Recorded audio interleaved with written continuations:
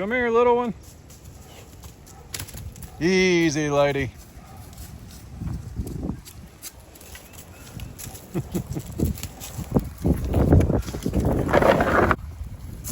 Look at you. Oh my goodness. My goodness, you're so little.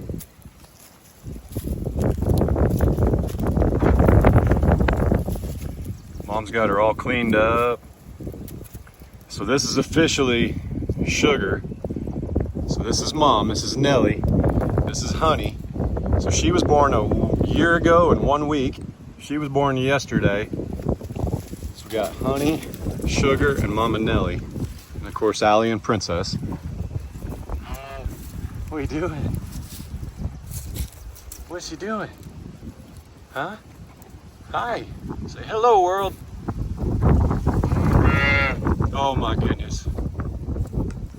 Oh my goodness.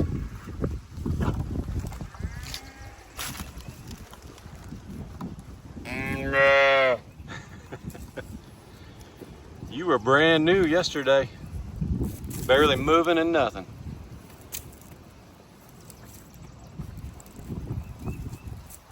Milk time.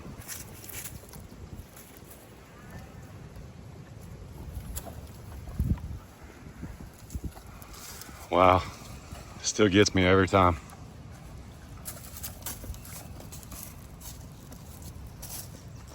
Still gets me. Did you find the one that's got chocolate milk in it yet? Did you find the one that's got chocolate milk in it?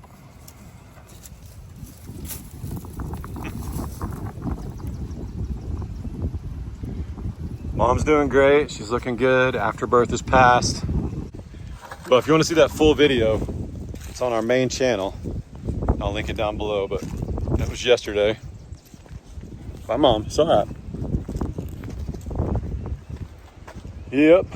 Pretty special every time there's a new calf. Pretty stinking special. The next one in line will be Fiona. And then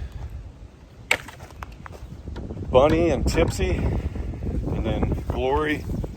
And then June starts all over. So pretty cool. Pretty cool. Oh man. That guy or girl got a raw deal. Hang on, where's my shovel? He ain't been in there very long. He's still fluffy. Get him out of there. I can't believe with a creek just 500-600 feet away, he decided that he wanted to drink out of here. He or she. We'll obviously drain that water and fill her back up.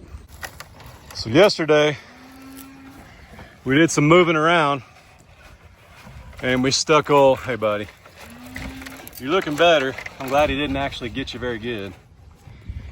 But we stuck MJ in here. He's kind of a crybaby. He's kind of a turd. If you don't know the story, we actually just ran his mom to the livestock yard.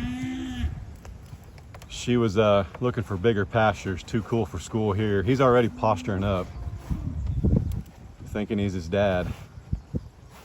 What's crazy, thinking he's as big as his dad. I wish he acted like his dad, but he just thinks he's as big as his dad, if that makes sense. But yeah, yesterday he came up here and he got taters pretty good.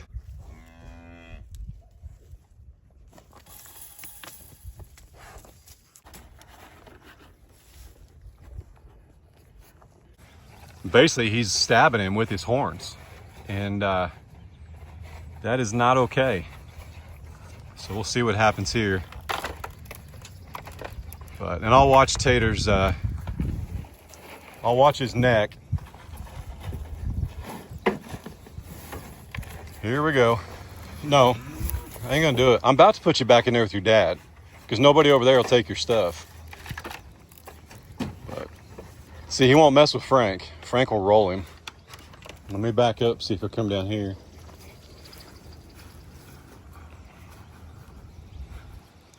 Yeah, it's a good spot for you right there. So he's our steer born last year, and We'd really like his beef and his hide and hopefully his horns, but if he gets too contrary, he'll go early. I'm not gonna put up with it, risk it. I'm not gonna have him hurting other animals. And he's got a different role than his mom, and as far as cattle are concerned, you know, his mom's only 4 years old. And other than wanting to be in charge everywhere, she was a real pretty cow, so hopefully she went somewhere that she's got more room and she can live how she wants, because she didn't like it here. But as far as he goes, just being a steer, he wouldn't make a good bull because he's not very big. But as far as he goes, just being a steer, he's gonna have to behave. So, and Frank here goes to processing in May. His 2 years is up. That's the life of a steer. But then it'll just be Taters and MJ. But again, if he acts up, it'll just be Taters. I'll probably find somebody to cohabitate with Taters, and MJ will just go somewhere else. I'm not gonna put up with it.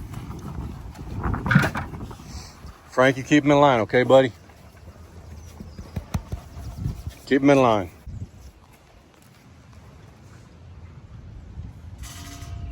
What's up, buddy? What's up, buddy?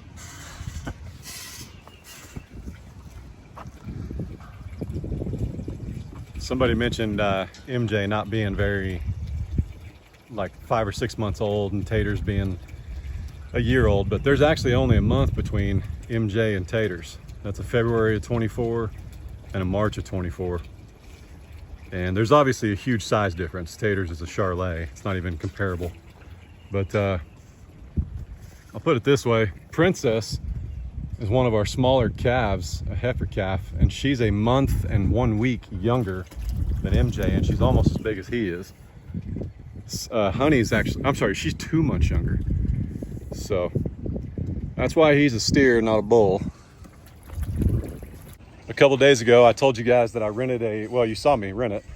I rented a skid steer with a mulch cutter on the front, like a mulching disc. And I ran it through this whole 20 acres.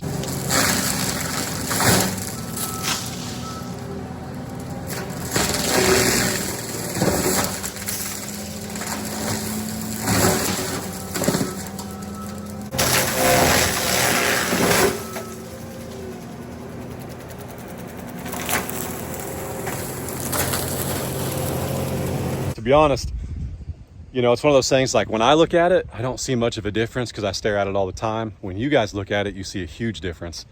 So I'm gonna try and show you that today. But I gave her a full send for almost 10 hours on that thing. Thanks to Chris at Dig Right Rental Equipment in Carterville, because he gave it to me for a day and a half in exchange for filming a little bit. Yeah, I say gave it to me. I paid for it, but I paid like a day's rate instead of a day and a half. So, but it's pretty good. I tell you, honestly, I could stand to rent it like 3 or 4 more times, but I don't regret renting it at all. Just for the simple fact that the other option would be like a dozer, and I really don't want a dozer back in this 20 acres. We discovered a couple weeks ago with that heavy rain, we've got some really nice wet weather creeks. I don't want to disrupt those. A dozer, just at no fault of the dozer operator, a dozer is just a big piece of equipment to put in there. Now, right here in this 8 acres where Frank is, that's where the wet weather creek starts. But it's just this is basically like a high spot there and a high spot there, and there's a ravine in the middle that is a creek. So a dozer could work in there pretty easy without messing it up. But over here, there's an actual functioning flowing creek that's 3 or 4 feet deep, and it's only got water in it when we get about 2 inches in an hour, hour and a half.